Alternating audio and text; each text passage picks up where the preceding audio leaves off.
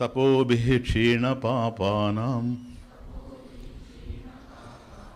శాంతానాం వీతరాగిణాం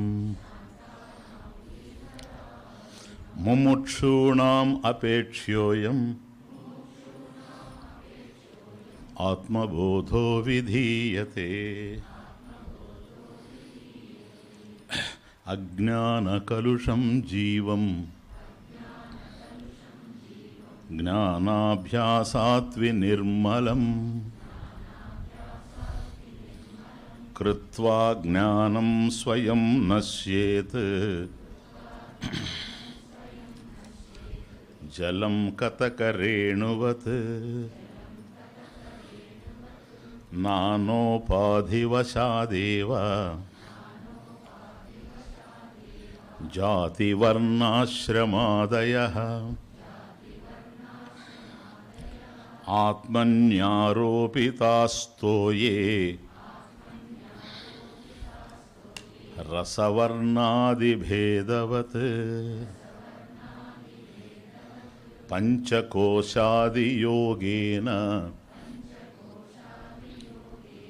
తత్తన్మయ ఇవ స్థితః శుద్ధాత్మా నీలవస్త్రాది యోగేన స్ఫటికో యథా. పంచకోశాది యోగేన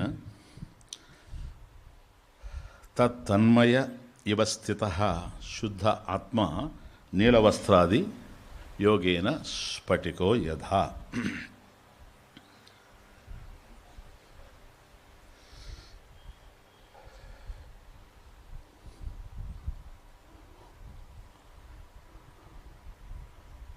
అందాలు ఆనందాలు బంధం ఉన్న చోట ఇమడవు. ఎక్కడైతే మనకు బంధం ఉన్నది అని తెలుస్తూ ఉంటుందో అటువంటి చోట ఏ మనసులో అది స్ఫురిస్తూ ఉంటుందో అటువంటి మనసులో సుఖ సంతోషాలు ఆనందాలు ఉండేందుకు అవకాశం లేదు. బంధము అంటే దుఃఖాన్ని కలిగించేది ఏదైనా బంధమే, ఏ కారణమైనా కావచ్చు. ఎక్కడైతే మనకు దుఃఖం కలుగుతూ ఉందో అది బంధం. ఈ దుఃఖాన్ని ఎవరు ఆశించడము లేదు, ఆశ్రయించడము లేదు, అభిలషించడం లేదు. కానీ దుఃఖం కలుగుతూ ఉంది, ఎందుకంటే బంధం ఉంది కనుక. ఇంతకీ ఈ బంధం ఏమిటి, ఇది ఎక్కడి నుంచి వచ్చింది అనేది దాని మూలానికి శాస్త్రం ఒకటే వెళ్ళగలిగింది. కథం ఏషః బంధః ఆగతః. బంధం అంటే ఏంటి? ఒకటి, కథం ఏషః బంధః ఆగతః. ఏషః బంధః, ఈ బంధం ఏదైతే ఉందో, ఏ బంధం, నీకు ఏ దుఃఖం అయితే కలుగుతూ ఉన్నదో, నీకు దుఃఖం ఉంది, నాకు దుఃఖం ఉంది. దుఃఖ కారణాలు మనిషికి వేరుగా ఉంటాయి. దుఃఖం అయితే ఒకటే ఉంటుంది అనుభవం, అందరి దుఃఖం ఒకటే. దుఃఖం వస్తే అందరి కళ్ళల్లో కన్నీళ్ళు వస్తాయి, చెవుల్లో ఎవరికి రావు. కానీ నీ దుఃఖానికి కారణం ఒకటిగా ఉంటుంది, నా దుఃఖానికి కారణం మరొకటిగా ఉంటుంది. కానీ ఎక్కడైతే దుఃఖం ఉందో, ఏ మనసులో దుఃఖం తెలుస్తూ ఉందో అక్కడ బంధం ఉందని అర్థం. కనుక ఈ బంధం ఏమిటి, అసలు ఈ బంధం ఎక్కడి నుంచి వచ్చింది? కథం ఏషః బంధః ఆగతః, ఎక్కడి నుంచి ఇది వచ్చింది అని ప్రశ్న పడ్డప్పుడు, అనాత్మని అహం ఇతి మతిః బంధః. బంధం అంటే ఇది డెఫినేషన్. అనాత్మని అహం ఇతి మతిః, ఆత్మ కానిది అనాత్మ,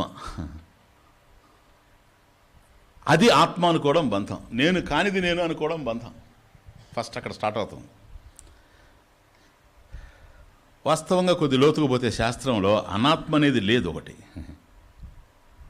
అనాత్మ అనేది లేదు, ఇంకా లోతుగా పోతే. ఎందుకని? అదంటూ ఉంటే అదేమిటో మనం నిర్వచించాల్సి వస్తుంది. దానికి ఒక అస్తిత్వం ఉంటుంది. ఆత్మలో అనాత్మ ఉండేందుకు అవకాశం లేదు. ఆత్మ కన్నా భిన్నంగా అనాత్మ ఒకటి ఉంది అని కనుక మనం నిర్ణయం చేస్తే ఆత్మ యొక్క సర్వత్రత్వం, సర్వగతత్వానికి దెబ్బ తగులుతుంది, ఏకత్వానికి, అఖండత్వానికి దెబ్బ తగులుతుంది. కనుక ఆత్మ కన్నా అన్యంగా భిన్నంగా అనాత్మ అనేది ఒకటి ఉండేందుకు అవకాశం లేదు. అనాత్మ అంటే ఏమిటంటే నా ఆత్మ ఇది అనాత్మ. ఆత్మ కానిది ఏదో అది అనాత్మ. అది ఉండాల్సిన అవసరమే లేదు. లేనివి కూడా సృష్టింపబడతాయి. కుందేటు కొమ్ము లేదు, కానీ ఆ పేరు మన దగ్గర ఉంది. గగన కుసుమం లేదు, ఆ పేరు మన దగ్గర ఉంది. గొడ్రాలు బిడ్డ లేదు, కానీ ఆ పేరు మన దగ్గర ఉంది.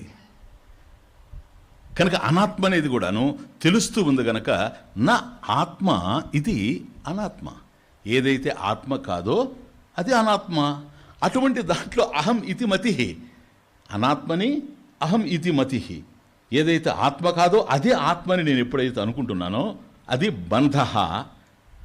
ఇది కథం ఆగతాహ, ఎక్కడి నుంచి వచ్చింది ఇది? అజ్ఞానాత్ ప్రాప్త. అజ్ఞానం వల్ల వచ్చింది, ఇంకొక విధంగా రావడానికి అవకాశం లేదు. దీనికి కారణం ఏమీ లేదు. ఇది కేవలం అజ్ఞానం, అవివేకేన ప్రాప్తం ఇది. ఈ అజ్ఞానం రెండు విధాలుగా తెలుస్తుంటుంది. మీకు తెలుసు, ఈ కాంటెక్స్ట్లో డిఫరెంట్గా అర్థం చేసుకోండి. ఒకటి విక్షేపం, రెండవది ఆవరణ కదా. ఆవరణ, విక్షేపం, ఈ రెండు అజ్ఞానం నుంచి పుడతాయి. ఈ రెండు అజ్ఞానం యొక్క ప్రతిరూపాలుగా ఉంటాయి. మొదటిది ఆవరణ. ఆవరణ అంటే ఏంటి? ఉన్నదానిని ఏదైతే ఉందో, ఆవరణ అనేది ఒక శక్తి కదా, అది కూడా ఒక శక్తే, దానికే లొంగున్నాం మనం. ఉన్నదానిని కప్పే శక్తి ఆవరణం. ఉన్నదానిని కప్పే శక్తి, ఇది ఆవృత శక్తి. ఉన్నదానిని కప్పే శక్తి తెలియకుండా చేస్తుంది. కప్పిందంటే తెలియకుండా చేస్తుంది. అదే ఇక్కడ కోశం, పంచకోశాది సంబంధేన. ఇక రెండవది విక్షేపం అంటే ఏంటి? ఉన్నదానిని కప్పే శక్తి ఆవరణ అయితే, లేని దానిని విప్పే శక్తి, విప్పి నీకు చూపే శక్తి లేని దానిని